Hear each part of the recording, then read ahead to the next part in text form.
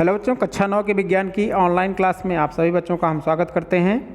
हमारा तीसरा अध्याय चल रहा है परमाणु एवं अणु, जिसमें हम यौगिकों के सूत्र लिखना, बहुपरमाणु आयनों के सूत्र लिखना, ये सारी चीज़ें सीख चुके हैं।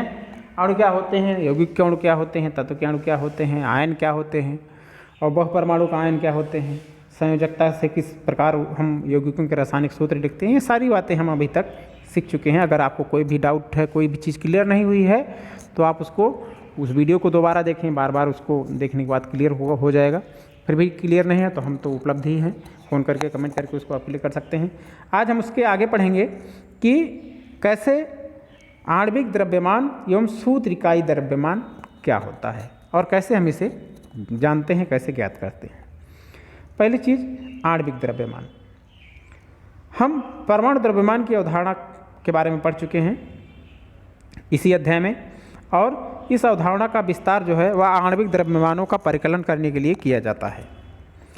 किसी पदार्थ का आणविक द्रव्यमान उसके सभी संघटक परमाणुओं के द्रव्यमानों का योग होता है।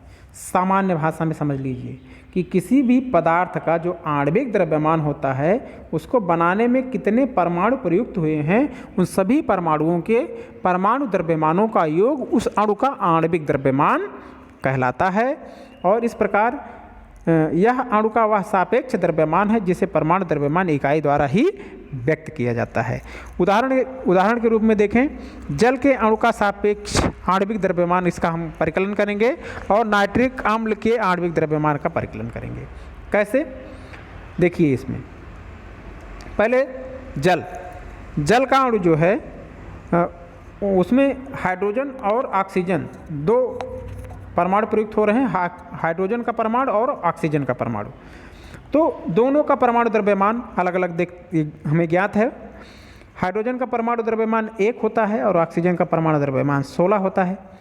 तो जल है, जल में 2 परमाणु हाइड्रोजन के और 1 परमाणु ऑक्सीजन का होता है। तो क्या करेंगे, हाइड्रोजन के परमाणु द्रव्यमान में हम 2 से गुणा करेंगे क्योंकि इसके 2 परमाणु लग रहे हैं, और ऑक्सीजन के परमाणु द्रव्यमान में 1 से गुणा करेंगे, और क्योंकि ऑक्सीजन का 1 परमाणु प्रयुक्त हो रहा है। तो इसलिए जो हमारा उसका कैलकुलेशन होगा वह होगा 2 × 1 प्लस 1 × 16। तो टोटल हो जाएगा 18 यूनिफाइड मास। 18 यू हो जाएगा जल के अणु का द्रव्यमान। मतलब जल के अणु को बनाने के लिए जिन 2 परमाणुओं का प्रयोग हुआ है, उनके परमाणु द्रव्यमानों का योग जो है वह उस जल के अणु का आणविक द्रव्यमान कहलाएगा। इसी तरह नाइट्रिक अम्ल में देखें कौन कौन से परमाणु प्रयुक्त हो रहे हैं। हाइड्रोजन का परमाणु द्रव्यमान प्लस नाइट्रोजन का परमाणु द्रव्यमान प्लस 3 ऑक्सीजन के परमाणुओं का द्रव्यमान, कुल जोड़ करके जो परमाणु द्रव्यमान होगा वह HNO3 नाइट्रिक अम्ल के का आणविक द्रव्यमान कहलाएगा।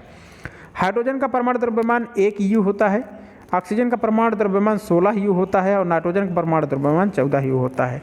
तो इसलिए HNO3 का आणविक द्रव्यमान क्या हो जाएगा, देखिए इसको, यह हो जाएगा 1 U हाइड्रोजन हो गया प्लस 14 U नाइट्रोजन हो गया प्लस 3, चूँकि 3 परमाणु है ऑक्सीजन के, 3 हो गया, और गुणे ऑक्सीजन का परमाणु द्रव्यमान 16 U होता है।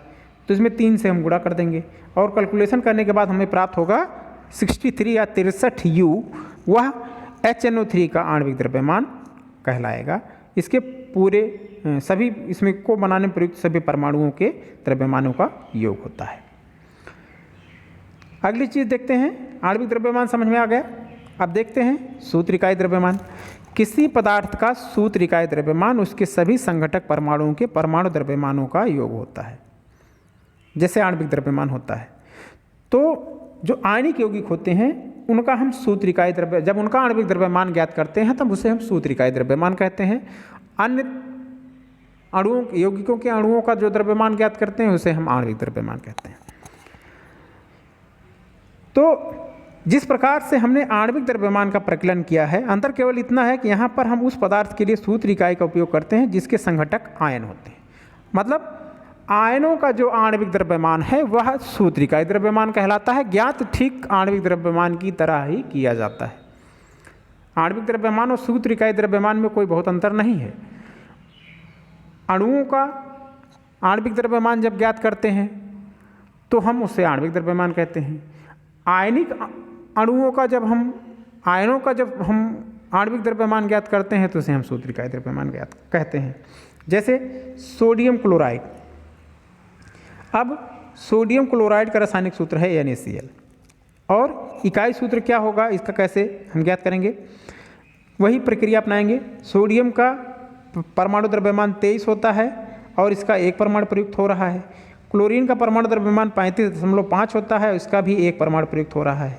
तो NaCl के परमाणु द्रव्यमान में हम 1 से गुणा करेंगे और Na की भी परमाणु द्रव्यमान में 1 से गुणा करेंगे और Cl के भी परमाणु द्रव्यमान में 1 से गुणा कर लेंगे और उसके बाद दोनों को जोड़ देंगे तो उसका सूत्र इकाई द्रव्यमान NaCl का हमें प्राप्त हो जाएगा 58.5 EU। इसी तरह कैल्शियम क्लोराइड का सूत्र इकाई द्रव्यमान हम हल कर सकते हैं। कैसे, कैल्शियम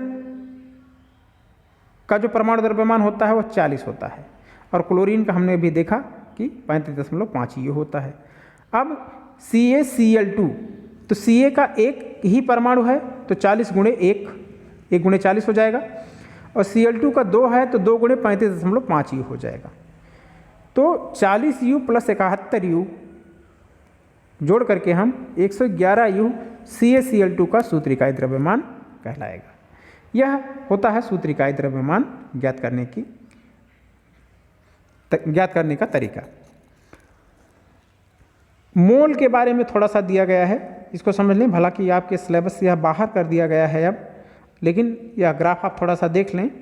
और इस साल महामारी के कारण इसको आपको सिलेबस से हटा दिया गया है। किसी और लेक्चर में हम इसको समझाएंगे, मोल की अवधारणा क्या होती है उसके बारे में बात करेंगे। लेकिन यहाँ पे देख लें थोड़ा सा कि कार्बन परमाणुओं का एक मोल एक इकाई होती है, उसका मतलब होता है 12 ग्राम कार्बन। किसी भी परमाणु का जो उसका परमाणु द्रव्यमान होता है, अगर उसको हम U को G में बदल दें, यूनिफाइड मास को हम ग्राम में लिख दें, तो वह ग्राम जितना ग्राम बनेगा वह उस पदार्थ का 1 मोल कहलाएगा। कार्बन परमाणुओं का 1 मोल मतलब कार्बन के 12 ग्राम कार्बन में जितने परमाणु होंगे वह उसका 1 मोल कहलाएगा। और आश्चर्यजनक बात यह है कि सभी तत्वों के जो है 1 मोल में परमाणुओं की संख्या हमेशा बराबर होती है। और चाहे कार्बन का 1 मोल हो, चाहे हाइड्रोजन का 1 मोल हो, किसी भी तत्व के 1 मोल में परमाणुओं की संख्या हमेशा बराबर होती है, जिसे हम आवोगाद्रो संख्या कहते हैं। और यह संख्या होती है 6.022 × 10⁻23। मतलब कार्बन के 1 मोल बराबर होगा 12 ग्राम कार्बन, चूँकि इसका परमाणु द्रव्यमान 12 है तो 1 मोल होगा इसके 12 ग्राम कार्बन। और 12 ग्राम कार्बन में परमाणुओं की संख्या होगी 6.022 × 10⁻23 कार्बन के परमाणु हम इसमें होंगे। फिर हाइड्रोजन का 1 मोल, तो हाइड्रोजन का परमाणु द्रव्यमान जान लीजिए। हाइड्रोजन का परमाणु द्रव्यमान 1 होता है। 1 ग्राम हाइड्रोजन जो है वह 1 मोल कहलाएगा और इसमें हाइड्रोजन की जो परमाणुओं की संख्या होगी वह भी 6.022 × 10⁻23 होगी। किसी भी कण के परमाणु, अणु अथवा आयन के 1 मोल का अर्थ होता है उसके कणों के सापेक्ष द्रव्यमान ग्राम में,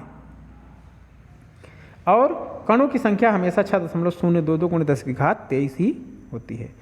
अणु होते हैं अगर अणु का 1 मोल तो आणविक द्रव्यमान हो जाएगा और उसमें अणुओं की संख्या आवोगाद्रो संख्या के बराबर होगी। तो यह होता है आणविक द्रव्यमान और सूत्र इकाई द्रव्यमान।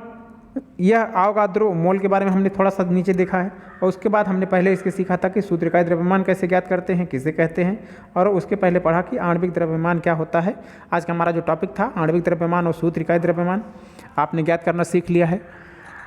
अगर नहीं समझ पाए हैं तो फिर से हमें कमेंट करें, वीडियो को बार बार देखें, निश्चित रूप से समझ में आएगा। नहीं तो हमसे पूछ सकते हैं। बाकी मिलेंगे अगली क्लास में। शुभकामनाएं।